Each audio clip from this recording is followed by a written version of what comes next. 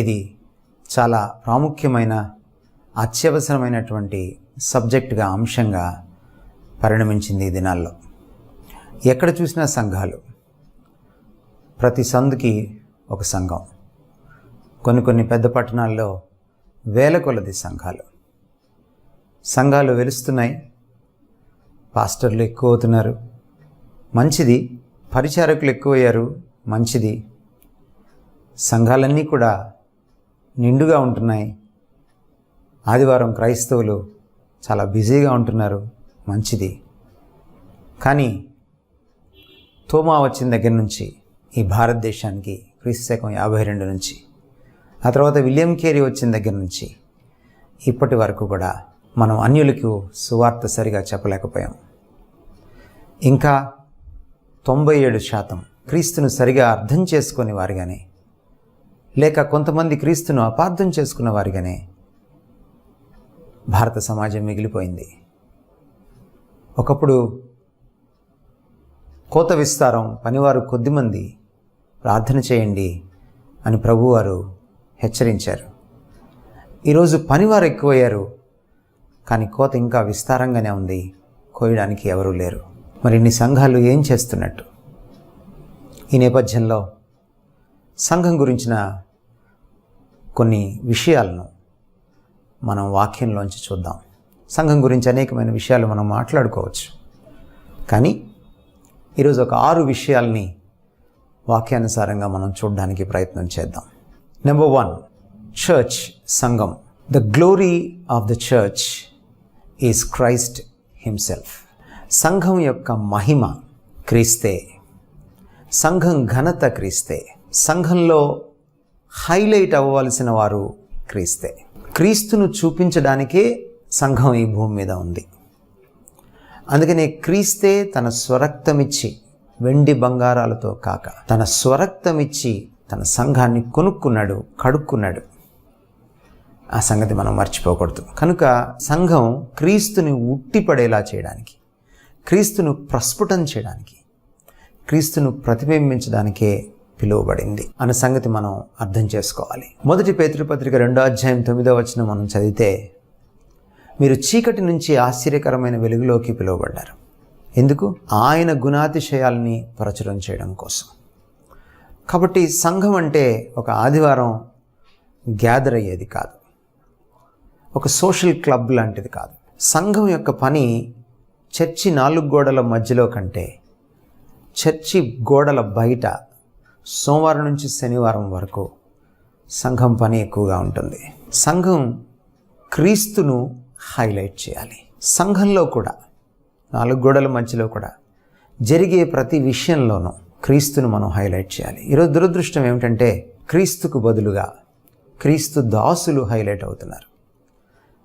దేవునికి బదులుగా దైవదాసులు హైలైట్ అవుతున్నారు. మరి వారు దైవదాసులను ఎలా పిలువబడుతున్నారో, పిలిపించుకుంటున్నారో అర్థం కాని పరిస్థితి. మిషనరీలు ఒకనాడు వచ్చి సంఘాలను కట్టినప్పుడు ఏ సంఘాల పైన కూడా లేక లోపల కూడా మిషనరీల ఫోటోలు లేవు.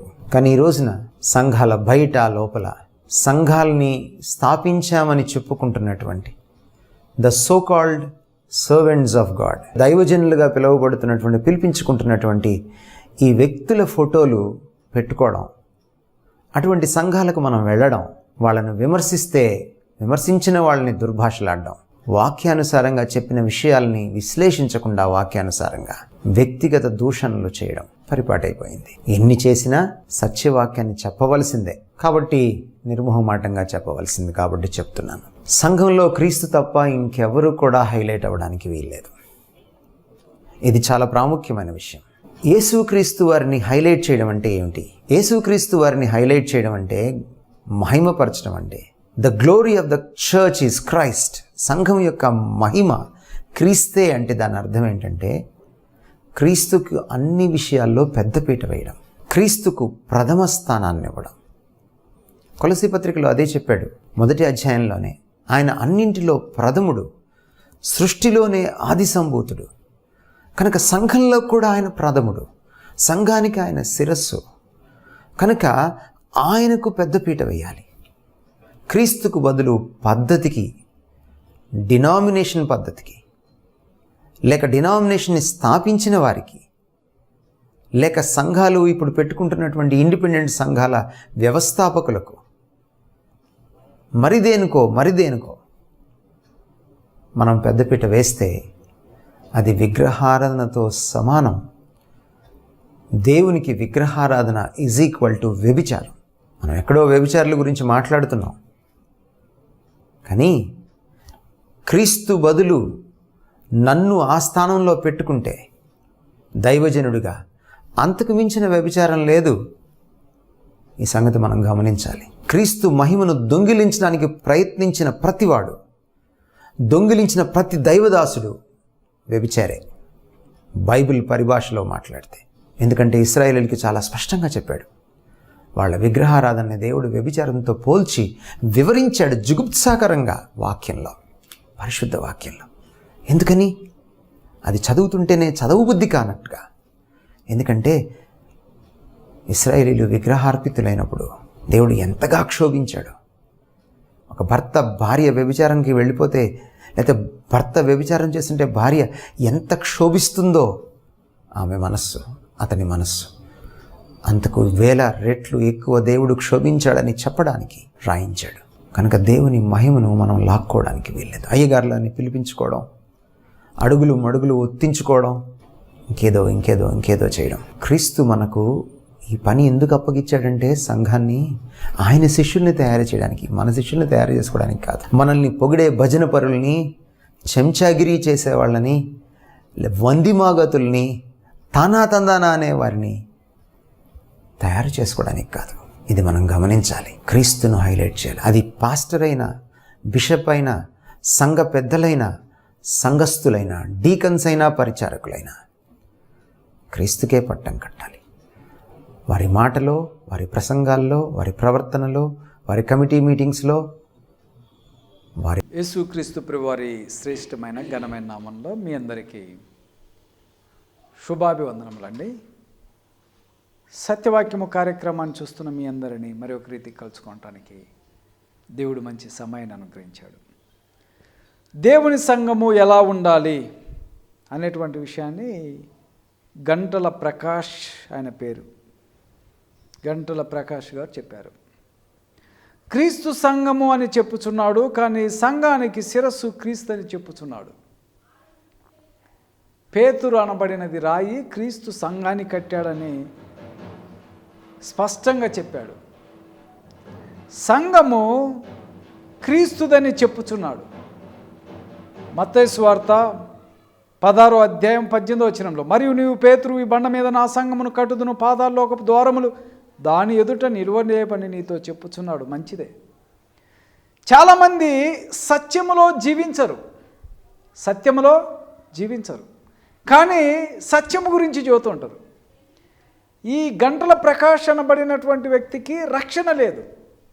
బైబిల్లో ఉన్నది క్రీస్తు సంఘానికి శిరస్సు అని చెప్పినప్పుడు ఆ సంఘము క్రీస్తు సంఘమై ఉండాలి. ఈ క్రీస్తు సంఘము గురించి సంఘము క్రీస్తుదే అంటాడు, కానీ క్రీస్తు సంఘంలోనికి రాలేడు. క్రీస్తు సంఘానికి బయట ఉన్నటువంటి వ్యక్తికి రక్షణ లేదు. చాలామంది యొక్క అపోహలు, ఏ పేరైతే ఏముందండి, ఏ సంఘం అయితే ఏముంది, మనమంతా యేసు ప్రభువారినే కదా, ఏ పేరు పెట్టుకుంటే ఏమున్నది. చాలామంది నన్ను కూడా అడిగినటువంటి ప్రశ్నలు, పేరులో ఏముంది అని చెప్పుకుంటారు. కొంతమంది అపోహలు, ఏ సంఘం అయితే ఏంటి, కానీ ఆరాధించేది క్రీస్తునే కదా, ఒకవేళ నీకు ఇష్టం వచ్చిన పేరు నువ్వు పెట్టుకునేలా, నీవు పెట్టుకున్న పేరు పెట్టుకోమని బైబిల్ చెప్పాలి. పేరును సంఘానికి నిర్ణయించేది నీవు కాదు, బైబిల్ నిర్ణయించాలి. ఒకవేళ అపోస్తులు చూడు, మొదటి శతాబ్దంలో వాళ్ళందరూ కూడా క్రీస్తు శరీరము అని పిలువబడిండ్రు, క్రీస్తు సంఘము అని పిలువబడ్డారు. అంతేగాని లేదండి నేను ఎబ్రోనోని, ఇంకొకలేమో మెథడిస్టు, ఇంకొకలేమో సిఎస్ఐ, ఏ పేరైతే ఏమి, పేరులో ఏముందండి, ఒకలేమో బైబిల్ మిషను, ఒకలేమో కలవరి, ఒకలేమో లైఫ్ చేంజ్, ఇంకొకలేమో కలవరి ప్రత్యక్షత. ఇలా ఏ పేరు పెట్టుకున్నా కూడా ఆరాధించేది మరి దేవుణ్ణే కదా. ప్రభు నామమునే మహిమపరుస్తాము కదా అని అనుకుంటారు. భూమి మీద రెండే రెండు ఉన్నాయి. ఒకటి దేవుని రాజ్యము, రెండు దెయ్యముల రాజ్యము. సాతాను రాజ్యము, దేవుని రాజ్యము. ఈ దేవుని రాజ్యమే క్రీస్తు సంఘముగా పిలువబడింది. ఈ క్రీస్తు సంఘముగా పిలవకుండా ఉన్నది ఏదైనా భూమి మీద ఉన్నదంటే సంఘము, అది సాతాను సంబంధమైన సాతాను సంఘమే అయి ఉండాలి. ఒకటి దేవుడు, రెండు దెయ్యం. ఈ రెండు ఉన్నది వాస్తవం. ఒక మనిషిలో ఉంటే దేవుడు ఉండాలి, లేకుంటే సాతాను ఉండాలి. ఇద్దరికీ అవకాశం అనేది ఉండదు. దేవుడు కొద్దిసేపు, సాతాను కొద్దిసేపు ఇలా ఉండరు. దేవుడు ఉంటే సాతాను ఉండడు, సాతాను ఉంటే దేవుడు ఉండడు.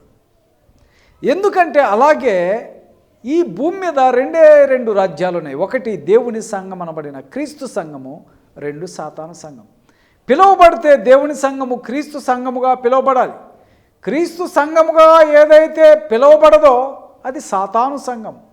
ఎందుకంటే దేవుడు క్రీస్తు సంఘాన్ని స్థాపించాడు, ఇంకొక సంఘాలను స్థాపించలేదు. చాలామంది అంటారండి, ఏదైతేమి ఎబ్రోన్ అనుకుంటే ఏమి, మెథడిస్ట్ అయితే ఏమి, సిఎస్ అయితే ఏమి, పెందుకో ఏదైనా కూడా క్రీస్తునే కదా. నువ్వు పేరు నిర్ణయించుకునేది నువ్వు కాదు. నువ్వు నిర్ణయించుకోమని బైబిల్ చెప్పిందా?